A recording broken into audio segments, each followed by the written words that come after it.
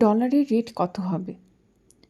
পত্রিকার লেখা পড়ে জানতে পারলাম টাকার বিপরীতে ডলারের দরপতন রোধ এবং রেমিটেন্স ও রপ্তানি খাতকে চাঙা করতে কৌশলগত পদক্ষেপ হিসেবে 1 মাসের কম সময়ে 4 দফা নিলামের মাধ্যমে $539 মিলিয়ন কিনেছে বাংলাদেশ ব্যাংক।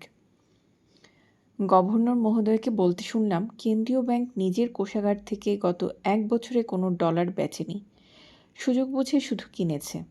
এখন তো বরং রপ্তানিকারক আর প্রবাসী রেমিটেন্স বিবেচনায় ডলারকে নাকি সমর্থন দিতে হচ্ছে।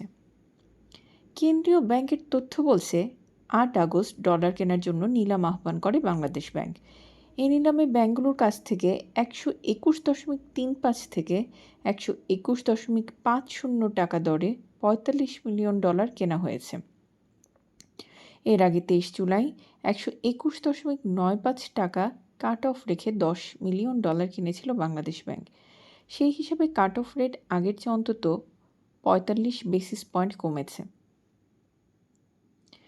এই ধারাবাহিক হস্তক্ষেপ শুরু হয় 13 জুলাই। সেদিন ইতিহাসে প্রথমবারের মতো নিলামের মাধ্যমে 121.50 টাকা রেটে $171 মিলিয়ন কেনে কেন্দ্রীয় ব্যাংক। তারপর 15 জুলাই ব্যাংকগুলোর কাছ থেকে নিলামে একই দামে আরও $313 মিলিয়ন কেনে। কর্মকর্তারা বলছেন, মূলত ডলারের দ্রুত দরপতন ঠেকাতে বাজারের সিগন্যাল রেট নির্ধারণে ডলার কিনছে বাংলাদেশ ব্যাংক। কেন্দ্রীয় ব্যাংকের নিলাম কমিটির একজন ঊর্ধ্বতন কর্মকর্তা 8 আগস্ট বলেন, ব্যাংকগুলো প্রায় $100 মিলিয়ন বিক্রির প্রস্তাব দিলেও কেন্দ্রীয় ব্যাংক বাজারের পরিস্থিতি বিবেচনায় একটি নির্দিষ্ট পরিমাণ ডলার কিনেছে। অনেক ঊর্ধ্বতন কর্মকর্তা মন্তব্য করেন, ব্যাংক খাতে বর্তমানে প্রয়োজনের চেয়ে বেশি ডলারের প্রবাহ রয়েছে। বর্তমানে তারা প্রতি মাসে গড়ে $2.5 মিলিয়ন রেমিটেন্স এবং $4 বিলিয়ন রপ্তানি করছে। অর্থাৎ মাসিক প্রবাহ প্রায় $6.5 বিলিয়ন। অন্যদিকে বর্তমানে বিনিয়োগ সংক্রান্ত আমদানি কমে যায় বাংলাদেশের মাসিক আমদানি বিল 4 থেকে $4.5 বিলিয়ন ঘরে নেমে এসেছে। অনেকেরই মন্তব্য, সব মিলিয়ে ব্যাংক খাতে প্রয়োজনের তুলনায় বেশি প্রবাহ হয় ডলারের রেট কমেছে এবং কেন্দ্রীয় ব্যাংক বাজার থেকে ডলার কেনায় রেটের পতন থামিয়ে রাখা যাচ্ছে।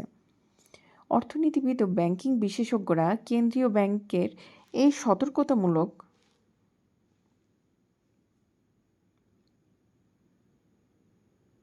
পদক্ষেপকে স্বাগত জানিয়েছেন। বৈদেশিক মুদ্রা বাজারকে স্থিতিশীল করতে কেন্দ্রীয় ব্যাংকের এই সাম্প্রতিক উদ্যোগকে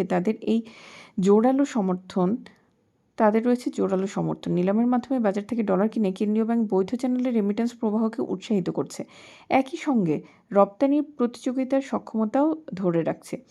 বিশ্বজুড়ে এই কেন্দ্রীয় ব্যাংকগুলোর নিয়মিত মুদ্রাবাজারে একক বা যৌথভাবে এ ধরনের হস্তক্ষেপ রয়েছে।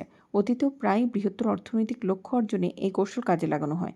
এমনকি জাপান, জার্মান বা ফরাসি মুদ্রার সমর্থনে G7 গোষ্ঠীর কেন্দ্রীয় ব্যাংকগুলো অতীতেই প্রায়ই বাজারে হস্তক্ষেপ করেছে। আমরা জানি, বিনিময় হার হঠাৎ কমে গেলে কিছু অনাকাঙ্ক্ষিত প্রভাব পড়তে পারে। আমরা দেখেছি জুলাই যখন ডলারের দর অনেকটা পড়ে গিয়েছিল, তখন ব্যাংকিং চ্যানেলে রেমিটেন্স প্রবাহ লক্ষণীয়ভাবে কমে যায়, যা হুন্ডির মাধ্যমে অবৈধ লেনদেন বৃদ্ধির ইঙ্গিত দেয়। অন্যদিকে রপ্তানিকারকেরা প্রায়ই ফরওয়ার্ড লুকিং এক্সচেঞ্জ রেটের ভিত্তিতে পণ্যের মূল্য নির্ধারণ করেন। প্রকৃত দর যখন অপ্রত্যাশিতভাবে কমে যায়, তখন তারা মারাত্মক ক্ষতির মুখে পড়েন। তাই রেমিটেন্স ও রপ্তানি উভয় খাতের জন্যই বিনিময় হারের স্থিতিশীলতা বজায় রাখা অপরিহার্য। কেউ কেউ মনে করেন, বাংলাদেশের বৈদেশিক মুদ্রার বাজার এখনও নিয়ন্ত্রক সংস্থার তদারকি ছাড়া চলার মতো যথেষ্ট পরিণত হয়নি। তাদের মতে কেন্দ্রীয় ব্যাংকের এই পদক্ষেপ বাজারকে স্থিতিশীল রাখার জন্য সতর্কতামূলক ব্যবস্থা। এক্ষেত্রে অবশ্য আমাদের অতীত কেন্দ্রীয় ব্যাংকের অনাকাঙ্ক্ষিত নির্দেশ বা তথাকথিত মোরাল সুয়েশনের মন্দ দিক নিয়েও সতর্ক থাকতে হবে। আমরা জানি, ভারত, ইন্দোনেশিয়া সহ অনেক উন্নয়নশীল দেশই প্রায়ই এই কৌশল অবলম্বন করে।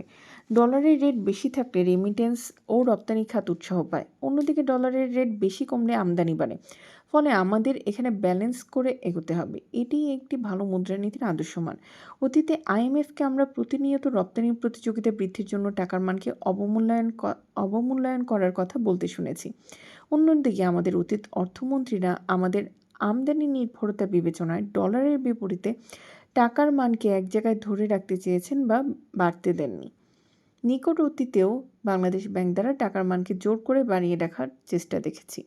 সেই বিবেচনায় একটি বিকাশমান অর্থনীতিতে ডলার বা বৈদেশিক মুদ্রার বিপরীতে স্থানীয় মুদ্রার মান নির্ধারণে কৌশলী ও অভিনবত্ব বজায় রাখতে হবে, এতে কোনো সন্দেহ নেই। সেই সঙ্গে আবার বৈদেশিক মুদ্রার তারল্য বজায় রাখতে এবং বৈধ পথে প্রবাসী ও রপ্তানি আয় বৃদ্ধি নিশ্চিতে যথাযথ প্রণোদনার বিষয়টিও ভুললে চলবে না। বাজার ব্যবস্থায় বিশ্বাস রাখলে ধীরে ধীরে হয়তো রাষ্ট্রীয় কোষাগার থেকে ভর্তুকিরও প্রয়োজন হবে না। তবে এটিও মনে রাখতে হবে, কর ব্যবস্থা সুদের হারের মধ্যে একটি সুস্থি এবং ভারসাম্য আনতে না পারলে আমাদের এই অর্জন দীর্ঘস্থায়ী হবে না। অর্থনৈতিক ব্যবস্থাপনা দক্ষ আর অভ্যন্তরীণ সুশাসন নিশ্চিত করতে না পারলে পুঁজি পাচার হ্রাস হবে না, আর হুন্ডিপ্রিয়তাও কমবে না।